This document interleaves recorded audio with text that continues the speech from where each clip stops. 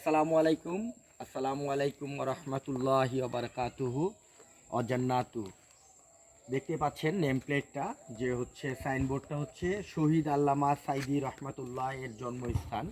অর্থাৎ আমি MI2 মোজাম্মেল হক আপনাদেরকে নিয়ে আসছি হচ্ছে আমাদের কোরআনের পাখি, আমাদের আমাদের বাংলাদেশের একজন সম্পদ যিনি ছিল, যার হচ্ছে ওয়াজ এখনো পর্যন্ত কোরআনের তাফসীর উত্তরবঙ্গ সহ বাংলাদেশের অনেক মানুষ যে চায়ের দোকান থেকে শুরু করে বাসায় মোবাইল ফোনে না শুনে তাদের ঘুম আসে না।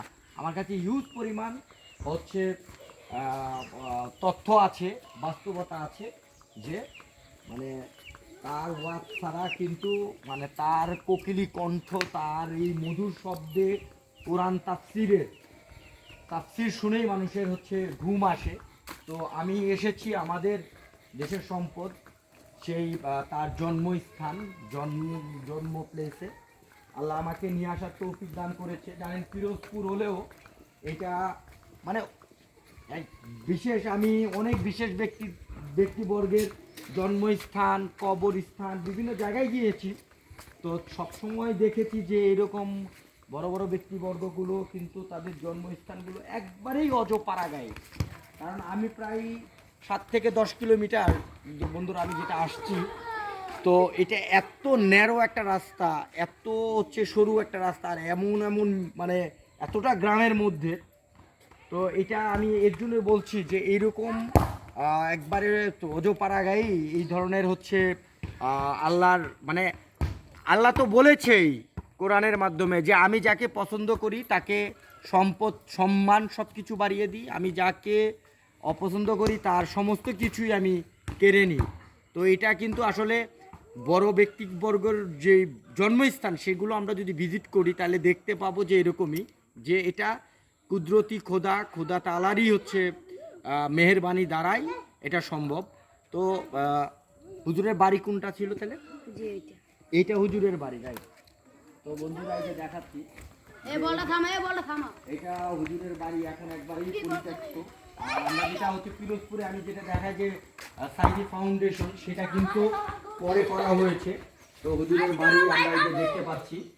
তো আসলে এটা অযত্ন অবহেলাই পড়ে রয়েছে। এটা আমাদের উচিত, আমাদের হচ্ছে দেশের হচ্ছে মাধ্যমে, সরকারি মাধ্যমে এগুলো সংস্কার এবং রক্ষণাবেক্ষণ এবং একটা জাদুঘরে, একটা দিনই জাদুঘরে কিন্তু পরিণত করতে পারে। আলহামদুলিল্লাহ, আমি হয়তো তার বেডরুম, যেখানে যার জন্ম হয়েছিল, যেখানে সে পড়াশোনা করেছে, কোরআন তাফসীর করেছে এবং আল্লাহর কাছে চাইছে, এই যে এইগুলো রুম দেখা যাচ্ছে। তো আলহামদুলিল্লাহ, এটা আরো অনেক কিছুই হচ্ছে ইনফরমেশন পাওয়া যাবে। এটা হচ্ছে ওয়াশরুম টশরুম, একটু পরে মনে হয় আধুনিকায়নের ছোঁয়া পাওয়া গেছে। তো বন্ধুরা আমি দেখাচ্ছি, এখানে কেউই থাকে না, একবারে বোঝা যাচ্ছে যে বাচ্চা কাচ্চা খেলাধুলা করে, আড্ডাবাজি করে।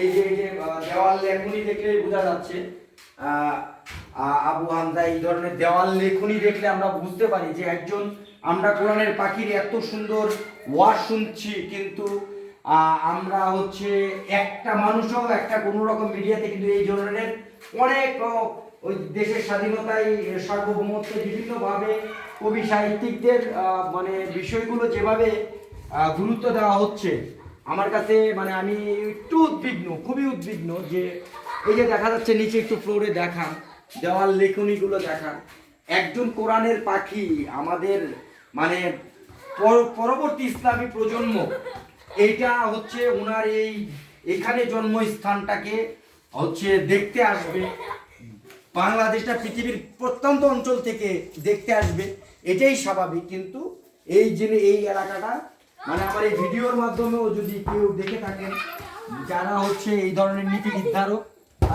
তাদের কাছে অনুরোধ করবো যেন এই সাইদি সাহেব আমাদের হচ্ছে কোরআনের পাখি, আমাদের জানের টুকরা, আমাদের কলিজা, যিনি হচ্ছে তাফসীর করে গেছেন আল্লামা কোরআন, সো তার এই যে প্রত্যেক জন্মভূমিটা যেন কোনো রকম প্রত্নতত্ত্বর আন্ডারে দিয়ে এটাকে হচ্ছে রক্ষণাবেক্ষণের মাধ্যমে স্মৃতিস্বরূপ যেন আমাদের পরবর্তী প্রজন্ম এরকম প্রত্যন্ত গ্রামে এসে একটা মানুষ বিশ্ব বরেণ্য কীভাবে হওয়া সম্ভব, এটা কিন্তু হচ্ছে মানে আত্মপ্রকাশ পাবে যদি আমরা এগুলোকে এভাবে অযত্ন অবহেলায় ধ্বংস হতে দেখি।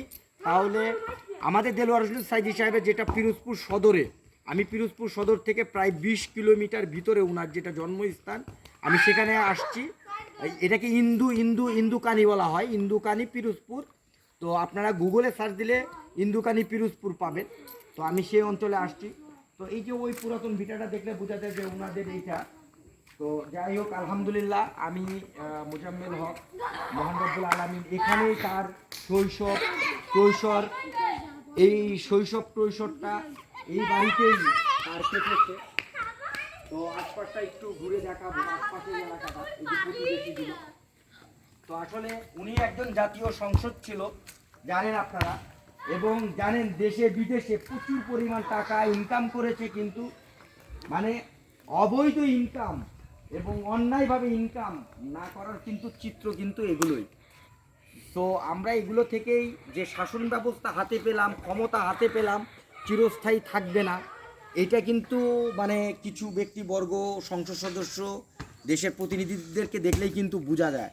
তো আপনারা একজন আমাদের জাতীয় সংসদের পার্লামেন্টের বাড়িটা দেখতেই পাচ্ছেন যে এই অবস্থা। তো দুনিয়াতে বাহাদুরিত্ব করার, অন্যায় পথে টাকা ইনকাম করে যা ইচ্ছে তাই করার মধ্যেই কিন্তু ঠিক নাই। আমি বলে যাচ্ছি, আমি বেঁচে থাকবো কিনা জানি না, একটা প্রজন্ম এই বাড়ি এবং ওনার এই জায়গাটাকে কত সুন্দর করে, আমার এই ভিডিওর পরে হয়তো কোনো এক প্রজন্ম দেখবে যে আমার কিছু করা লাগবে না, আমি এমনভাবে নিজেকে সৃষ্টি করব যেন আমার প্রতিবেশী, আমার সমাজ, আমার বন্ধু, আমার হচ্ছে যাকে চিনবে তারা আমার জন্য ভালো কিছু করবে। তো আমারই যদি যখন অ্যাবিলিটিটা হবে, আমি আলহামদুলিল্লাহ আমি হুজুরের বাড়িতে আসব এবং এটাকে মানে যেটা করলে মানুষ আরও শিক্ষা পাবে, যেটা মানে তাকে নিয়ে স্টাডি করতে পারবে, এই রকম কিছু করার আর কি মন মানসিকতা আমার নিজেরই আছে।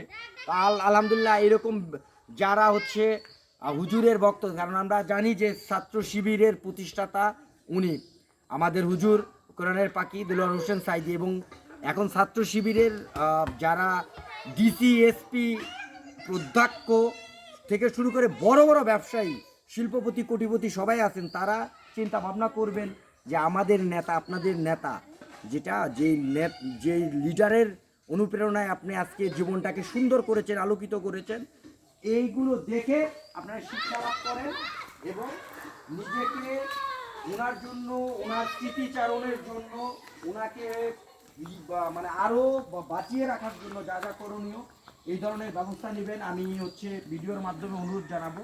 তো আলহামদুলিল্লাহ আমরা হুজুরের আঙ্গিনা, বাড়ির আশপাশ দেখলাম, এখানেই অনেক থাকতো উনি, সংসদ সদস্য অবস্থায়ও এখানেই এসেই জীবনযাপন করেছে। আমি আশপাশের প্রতিবেশী অনেকের সঙ্গে কথা বলেছি, আমরা ভিডিওতে সব নিয়ে আসতে পারি নাই। তো আসলে এটাই হলো ব্যাপার যে আমাদের যেই সৃষ্টিকর্তা মহান রব্বুল আলামিন যিনি সৃষ্টি করেছেন, তিনি চাইলেই আমাকে আপনাকে অনেক সম্মানিত করতে পারে, ধন সম্পদে পাহাড় সম পরিমাণ যেমন দিতে পারে, এবং সম্মান কিন্তু তিনিই কেড়ে নিতে পারেন।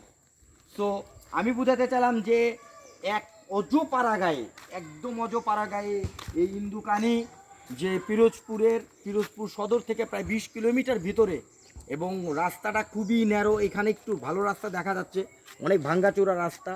তো এখানে জন্মগ্রহণ করেই কিন্তু ইসলামী বরেণ্য, পৃথিবীতে কিন্তু তার প্রচুর নাম সুনাম আছে। তো আমি আজকে এই পর্যন্ত ইন্দুকানি থেকে ভিডিওটা শেষ করব। আমার জন্য দোয়া করবেন, আমি যে এরকম বরেণ্য ব্যক্তিত্ব বাংলাদেশের প্রত্যন্ত অঞ্চল এবং দেশের বাইরেও কখনো আপনাদেরকে দেখাতে পারি, সেটা নিয়েই। তো সবাইকে আসসালামু আলাইকুম ওয়া রাহমাতুল্লাহি ওয়া বারাকাতুহু।